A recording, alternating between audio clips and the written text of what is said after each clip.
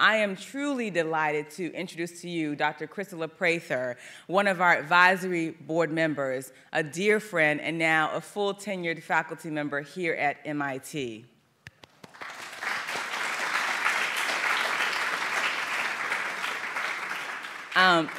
You know, I don't typically just read a bio off to you. What I like to do is tell stories and really let you know about who the person is that you're going to speak to. Kristala is another one of those champions for you.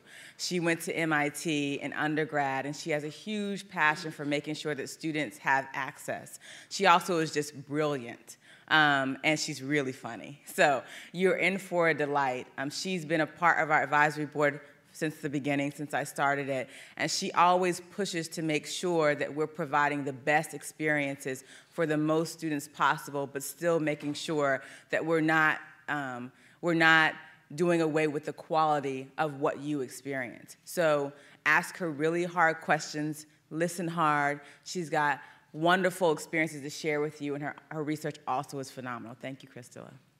Welcome, Kristala.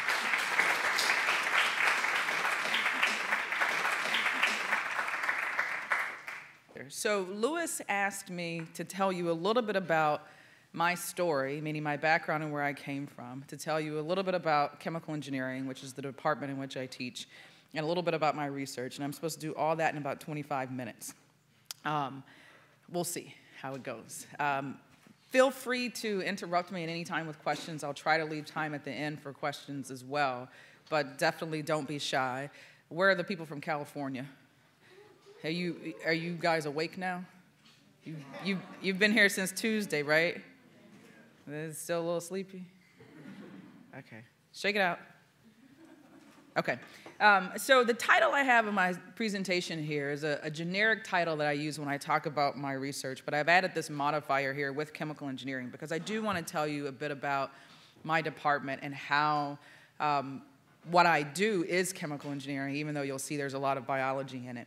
So let's talk about the first part in terms of where I'm from. I'm from a town, who's from Texas? Yeah. We snap in Texas now? I like that. I like that. I was home a couple weeks ago, but I missed it. Who's heard of Longview, Texas? Now, why have you heard of Longview? I'm from Dallas. You're from Dallas, okay. Did anybody else raise their hands? Why have you heard of Longview? Who's heard of it? Usually everybody has heard of Texas. And like, it's not hard. And like one person has heard of Longview, Texas. And when I tell people I'm from Longview, they say, oh, what is that close to? I'm like, nothing really, if you look at it, right? So the distance between Dallas and Longview is about 130 miles. Shreveport, Louisiana is in this corner. So it's about 60 miles from Shreveport, Louisiana. So this is a part of the country that's known as East Texas. East Texas pops up in the news from time to time, and it's never good. Never good when we're talking about East Texas. And this is where I grew up. I graduated high school in 1990. My 20-year MIT reunion was this year. I look good for my age, right? Okay. Thank you. And this is a part of the country which, as far as recreation and entertainment, is really, actually the whole state really is known for one thing. So now you have to give me your guesses. People from Texas ought to know this. What is football, okay? So this is like a Google Maps image of my high school with what it looked like in 1990. You can see the football stadium and Lobo's written on it from Google Earth. Okay?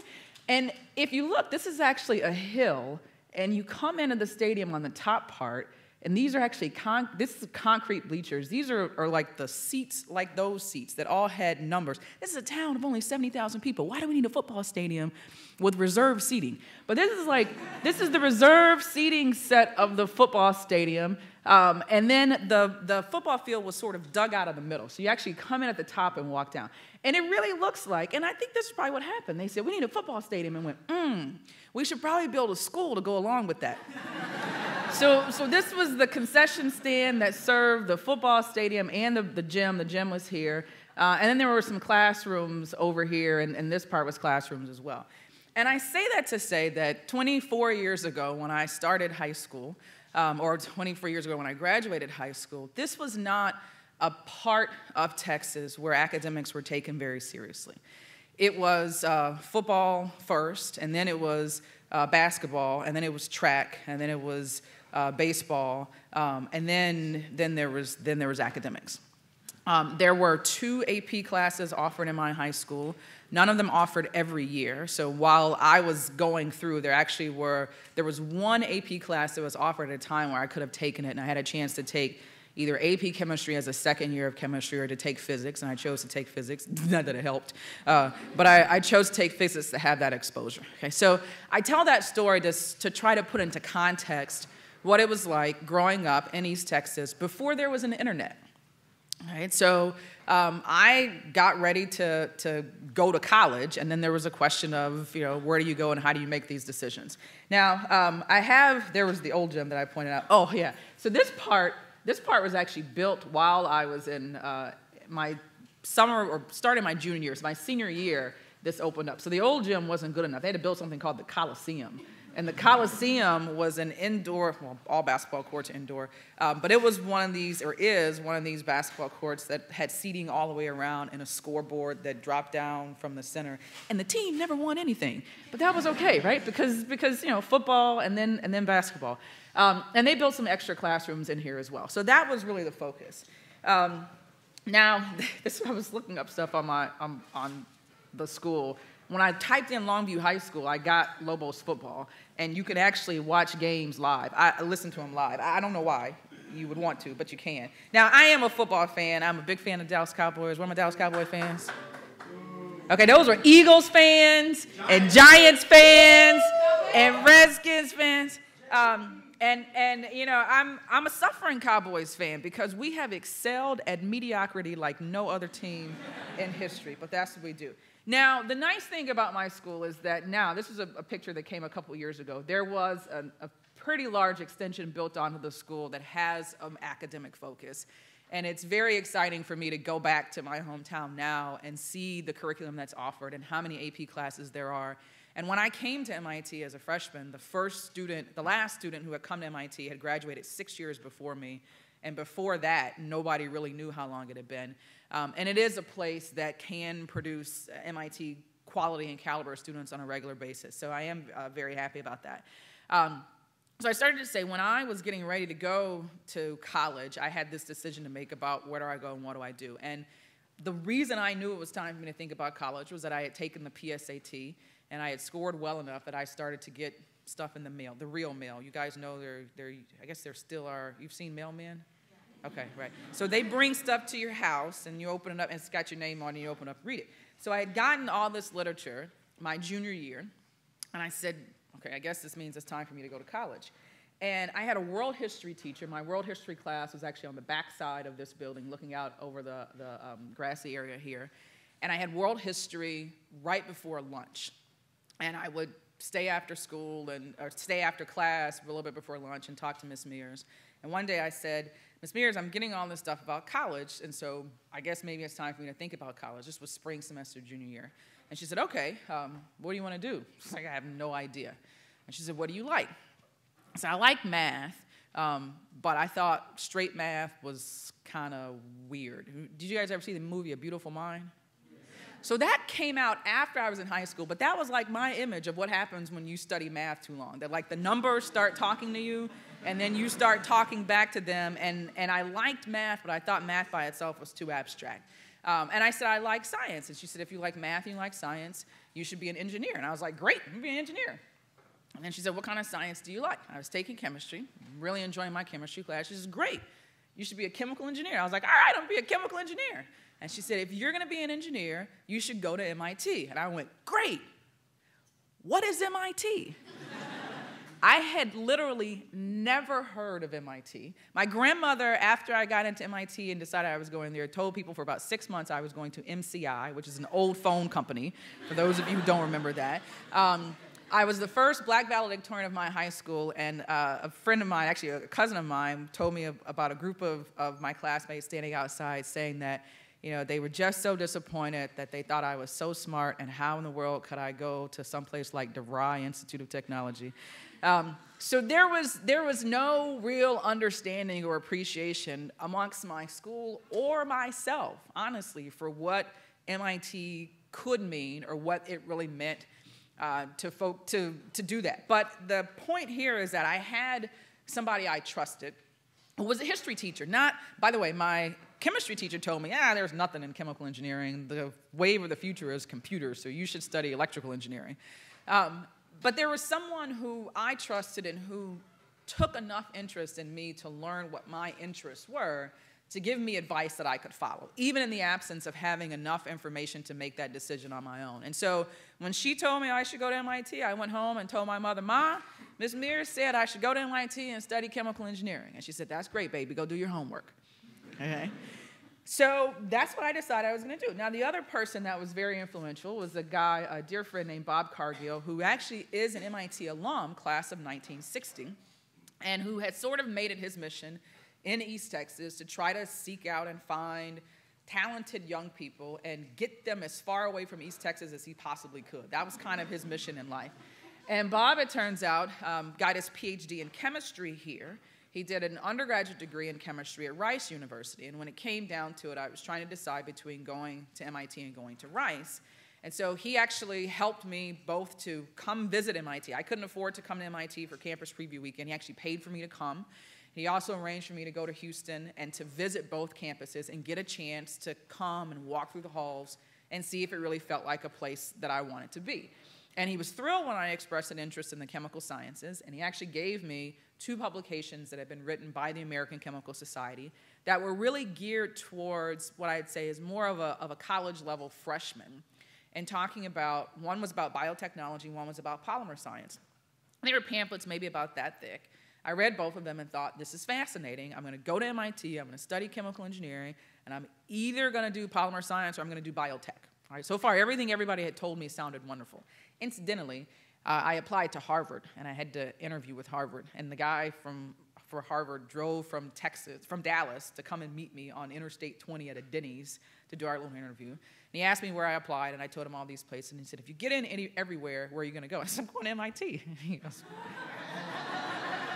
you're not going to come to Harvard? I said, no, I'm going to go to Harvard. And he said, why don't you want to go to Harvard? And actually, what I said to him was, I am interested in the chemical sciences. Bob was trying to push me to chemistry as opposed to chemical engineering. I said, I don't know if I'm going to study chemical engineering or chemistry. If I go to Harvard, there is no chemical engineering department, and I'll be forced to study chemistry. If I go to MIT, I'll have both options available to me. Right? And I'm thinking, if I go to Harvard, I can go take classes at MIT. I'm always curious to see what he wrote in his little report about the fact that I was like, I'm not going to go to Harvard if I get admitted to Harvard. But they let me in anyway. So I decided, okay, I'm going to go to MIT, follow Bob's advice, and this is the picture everybody always shows of MIT. It's a long drive from Longview, Texas to Cambridge, Massachusetts, let me tell you that. So we piled it in the van, my grandparents, my mother, and myself, and everything I own in the back, and made this drive, and they unloaded everything, waved goodbye, and went away and left me in a place that got really cold in the wintertime. Those of you from California and Florida, it gets really cold in the wintertime here. And I was terrified because I had come from this high school where my guidance counselor, by the way, said, you should go to University of Texas or Texas A&M because that's just what people do. And I hadn't had these AP classes. I didn't place out of anything because I haven't taken the AP exams. And I wasn't sure how I would do. I was terrified. And it was the kind of fear, though, that was very motivating in the sense that when I came for that campus preview weekend, one of the first questions I asked was, how do you get tutors?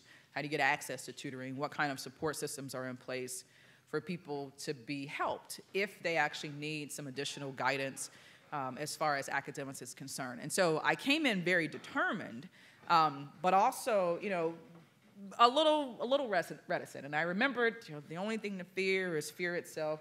And physics wasn't that fun either. And I see Ed here, who's a physics professor. Physics was an interesting experience because, I did well in high school, right? I got very high grades. And I took my first physics exam, 801 we call it, and I got a 40. And I had never seen a score out of 100. And I had never seen a score that low on any assignment I had handed in. And then, the average was 32. So I was doing great. So this was something that was unimaginable. That a 40 could be good. But it got better. And I learned a little bit from that. And at MIT, you actually don't choose your major until the end of your freshman year. And so I did choose chemical engineering, decided to study that. And what I realized about chemical engineering, and I think that's true now as well, is that for any field, really, it can be difficult to understand what it really is and what it encompasses and what people do. And so I actually took advantage of both internships at companies every year after a year at MIT, so starting from the summer after freshman year, when I actually went back to my hometown and worked at the chemical company there, through the summer after my senior year before I went to graduate school. And I also did a lot of undergraduate research. But just so you have some sense, these are slides that are taken from our official chemical engineering slide deck, and you can see we present these, well, the department. I don't present them, I'm off someplace else usually. But we give these slides as an introduction when we're talking to freshmen who are trying to figure out what they want to study and what it means to be a chemical engineer. And I won't read through all of this, but I'll highlight some things, which is that chemical engineers are comfortable with chemistry and biochemical processes. And I will say, you'll see from my short introduction to my research that I focus on biological sciences, and increasingly we've seen an infusion or convergence of biology with really all fields of core science and engineering.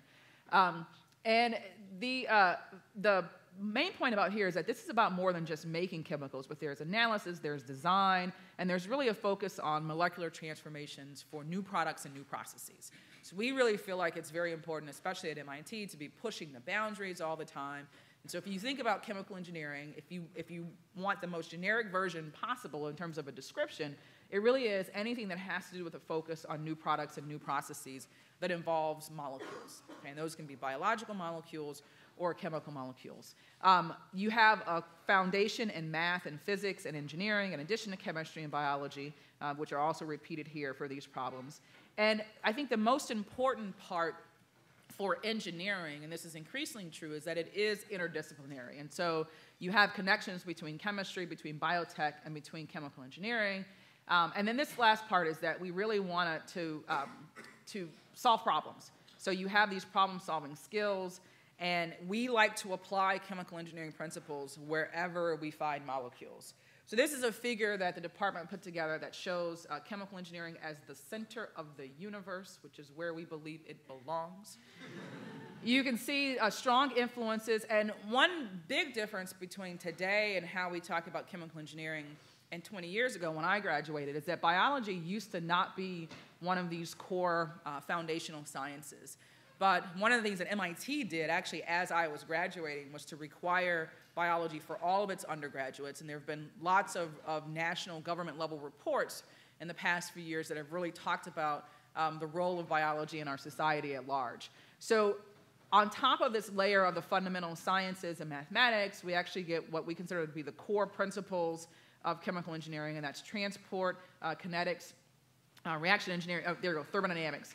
Reaction engineering, and then biochemical engineering. And then what's on the outer ring are some application areas. Okay, and so you can see those, and there are various pictures here that I won't go into that talk about different areas of chemical engineering. And then finally, just very briefly, a list of examples. And so polymers and materials, if you think about the chairs that you're sitting in right now, those fibers are almost, I don't know this for sure, but I'm pretty sure they're not natural cotton fibers. They are a synthetic fiber that's actually made from a polyester blend. Okay? And so that's an example of a polymer. Chemical engineering has had a really, really strong history in energy, and that's coming back now, especially as we talk about and think about renewable energy. And then you can see the rest of them that are on here, and I won't go into that in any detail. For our department specifically, we are the oldest chemical engineering department in the country. We were founded out of chemistry as initially applied chemistry in 1888, and we actually had our initiation as a full-fledged department was 125 years ago, so I don't know what year that is now. I should be able to do the math quicker, but I'm tired. We've been ranked #1 by U.S. News and World Report for the past 25 years, which puts a lot of pressure on the department head, because nobody wants to be the department head when you don't have the #1 ranking anymore. And our faculty are very distinguished, that a third of our faculty are members of the National Academy of Engineering. We also have NAS and AAAS members. And then a couple of fun facts. One of our former faculty, Hoyt Hotto, in 1938, was actually the first person to build a house that was heated by solar panels. You guys might have thought solar technology was newer than that. It's actually not so new after all. And then Ed Merrill, who's one of our emeritus faculty, who actually is still living, in 1960 created the first biomedical engineering program. And that has, there was a symposium in honor of Ed a few years ago that looked at the top 20 biomedical engineering departments in the country, and every last one of them had at least one member who was an academic descendant of Ed Merrill. So he really founded biomedical engineering in this country. So I left MIT and went to get a PhD at UC Berkeley, where it was warmer than it was in the wintertime in Massachusetts. Worked with a guy named Jay Kiesling in a field called metabolic engineering. And the best way to think about metabolic engineering is that it's focused on the idea that microbes or biology makes chemicals. So these are just a couple of examples of what we call natural products. Caspofungin is an antifungal medicine, and lovastatin is a cholesterol-lowering drug. And those are really very complex molecules. So usually when we think about natural products, they are things that are really, really structurally complex like this. But I'll introduce two other natural products. This is an amino acid called glutamic acid. You'll sometimes see that as MSG. Who's heard of MSG? Good, everybody should have. And the MS part stands for monosodium. So if you have monosodium glutamate, then you get MSG. And then malic acid is another molecule. And these are structurally simpler molecules than the first two, but they still are made by natural organisms. So there are microorganisms, either fungal organisms or bacterial organisms, that make these molecules.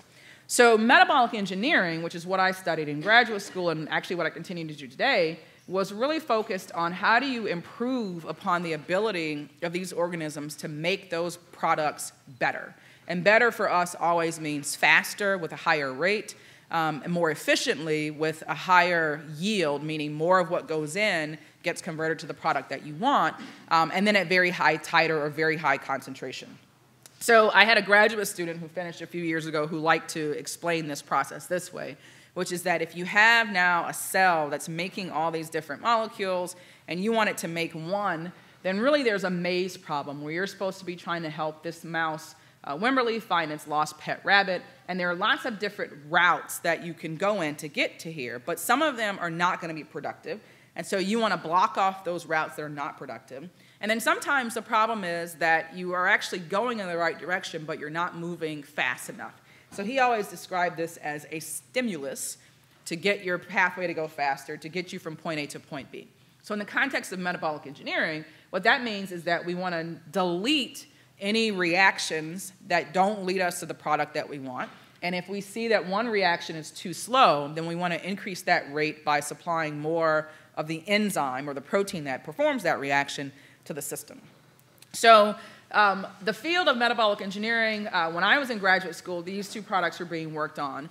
It was moving a little bit faster in the sense that we moved to molecules that, again, were very simple, but now this is an industrial chemical. This is actually a precursor to a drug, and the difference between these two and the other ones is that they're made by biology, but in order to get them to be produced at very large scale so that they would be commercially feasible, we actually had to move the pathways that could encode for these molecules into new organisms.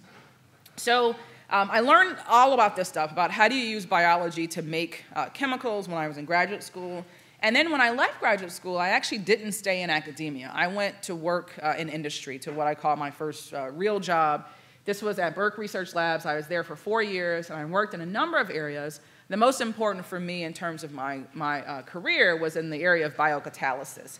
And what biocatalysis is the use of enzymes. Enzymes are specialized types of proteins to do chemical conversions.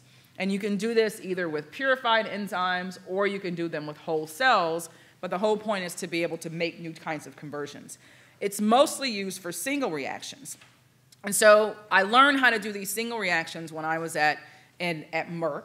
I had spent time as a graduate student looking at engineering these pathways, which are multi-step reactions. And when I got to MIT, I was really inspired by the current challenge that we have today, which is the fact that we use crude oil or petroleum as an input, not just for biofuels, but for a number of chemicals that we use as well. And I became interested in thinking about how do we move towards shifting away from petroleum towards using renewable resources, or in our case, sugars. And my focus has not been so much on biofuels, although we do some work in that area. But I became much more interested in how do we actually make some of these biochemicals that could replace some of the chemicals that are made from petroleum. And I wanted to do this using the tools that I had learned both in graduate school and at Merck. And so if we go back to our maze, our approach to this, without going into much detail, is rather than trying to figure out how do you go through that maze, we just want to blow it up and build completely new routes to get from point A to point B. So our goal is to use biology to do all these chemical transformations, but to design new pathways that don't normally exist in nature to do this. So I'm just going to give you one quick example. There was a report that came out from the DOE when I first started at MIT that tried to identify what some of these chemicals of interest would be. We've spent most of our time focusing on these two, and I'm just going to give you in really 2 slides some of the work we've done on this molecule, hydroxybutyrolactone. So here's what the molecule looks like here. This is important, which is that if you make this version of it, you essentially have done just as well, and I won't go into the reasons for that.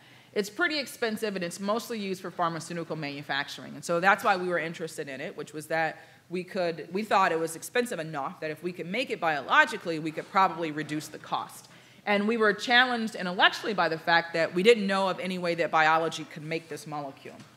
If, however, we look at this structure like this, what we did know is that biology could take things that looked like that, don't worry about those details, to make these things called biopolymers. And so the first thing we wanted to do was to show that we can make the monomers of these biopolymers. Here's one example of a monomer, and here's another. These two are the most common monomers that are used to make these polymers. So we start from what we know biology can do, and then say, how do we mix and match that in different ways to get it to do what we want it to do for us?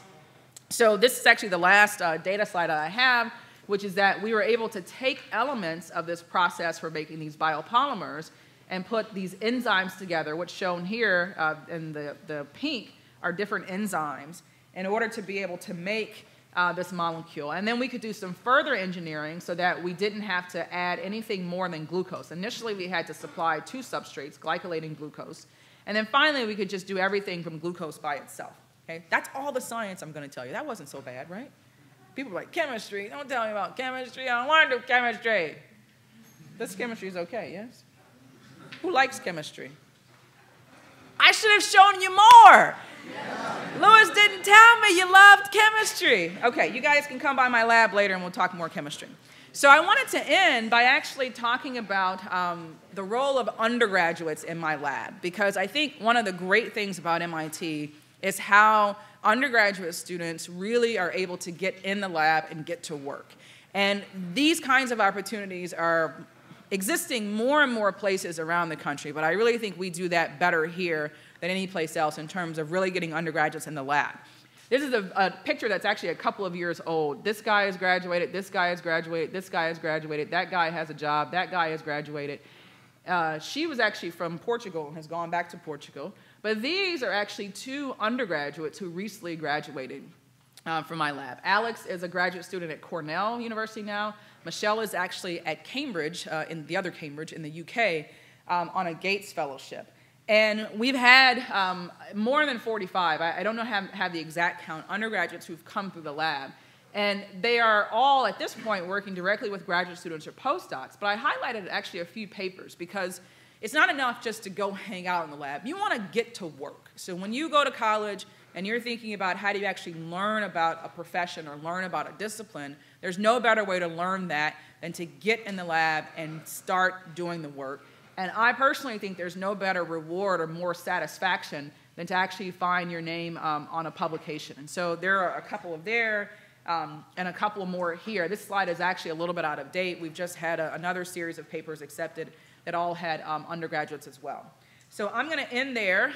This is a picture that MIT News actually made for me a little while ago of our little microbial chemical factories. This is how we view the world.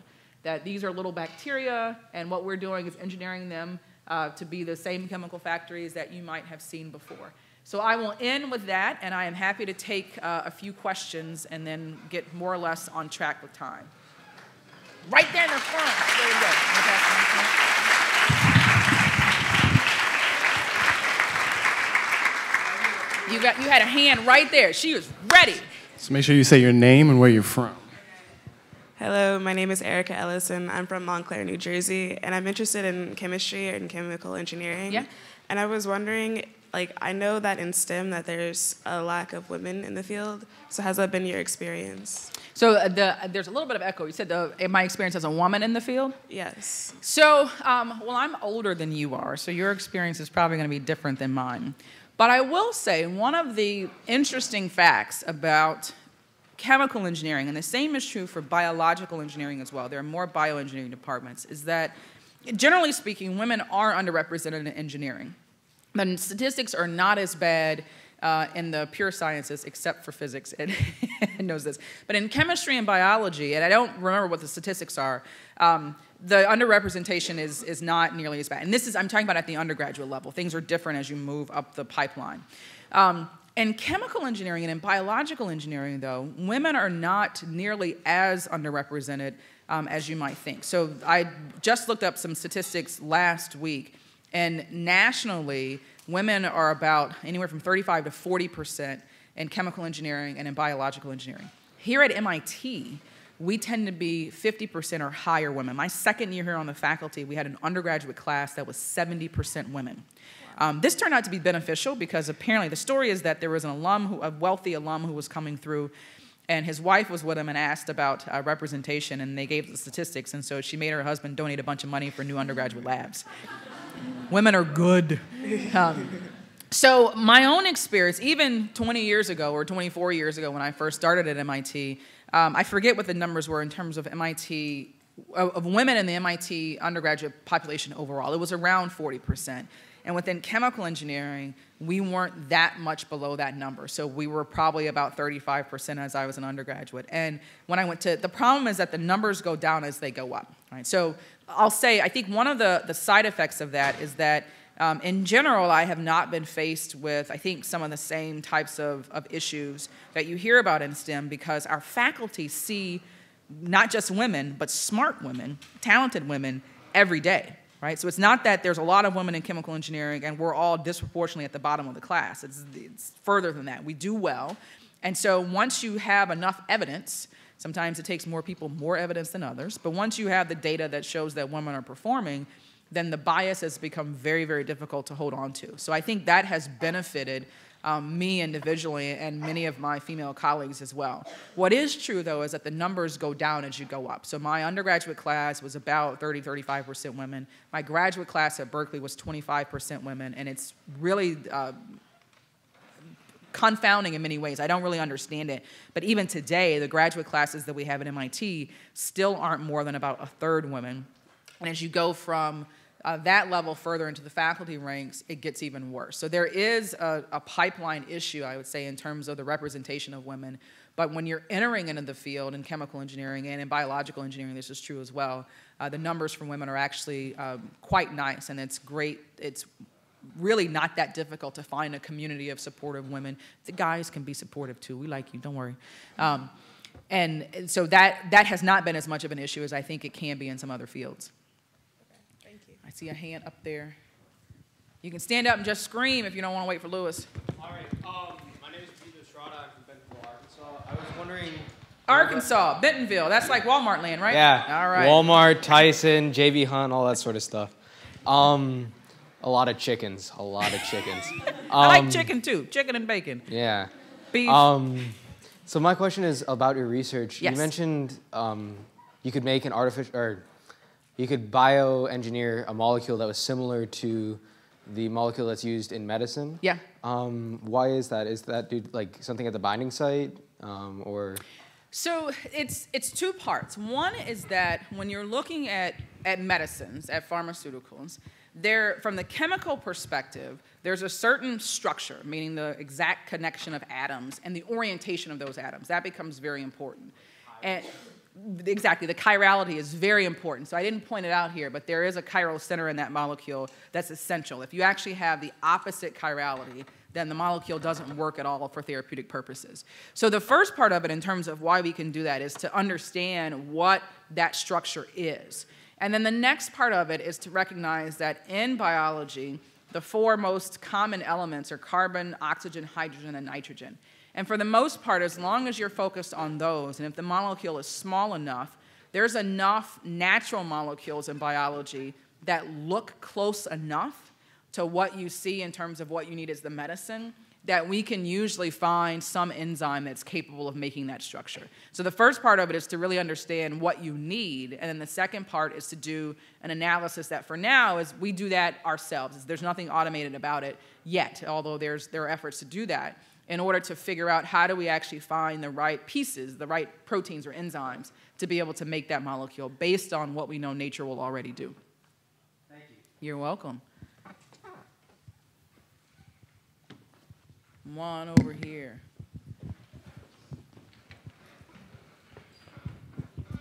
Hi, I'm Natasha from New York City, and I was just wondering... New York City, doesn't it have to be like the Bronx or Brooklyn or Manhattan or... Well, like, when you say New York City, I guess it's implied that it's Manhattan. That's what people tell me.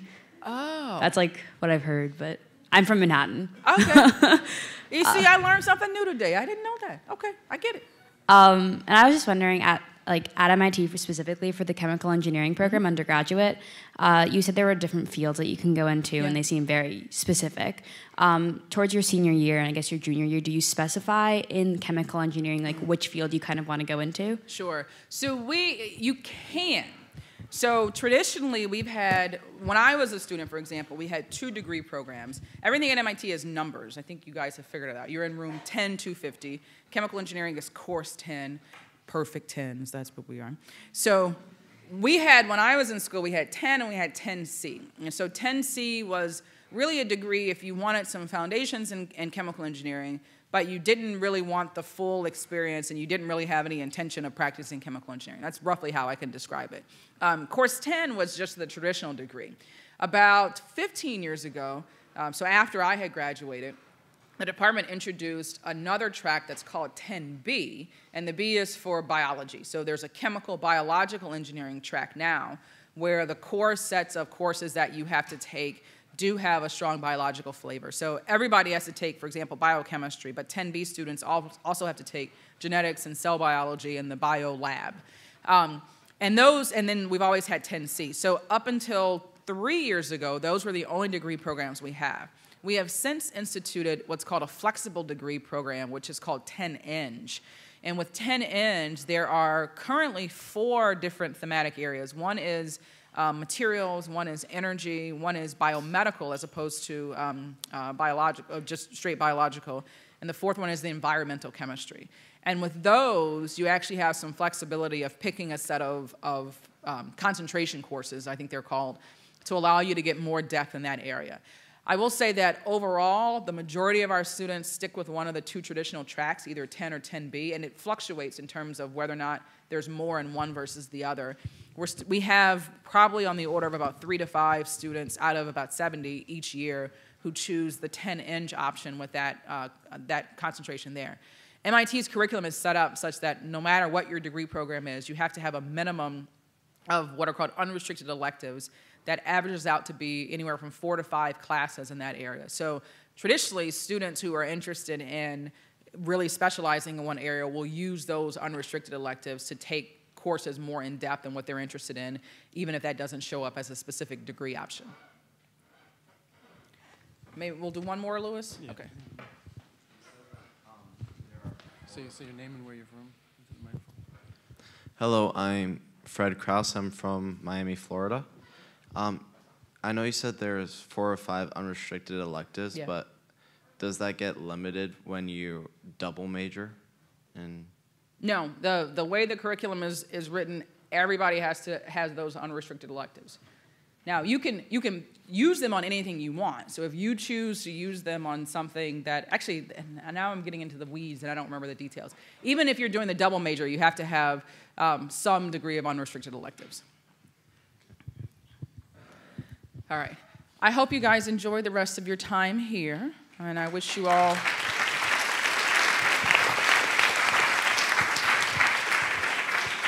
I wish you safe travels back home. I want everybody from Texas to root for the Cowboys this year. It's not going to help, but I want you to do it anyway. All right. See you guys.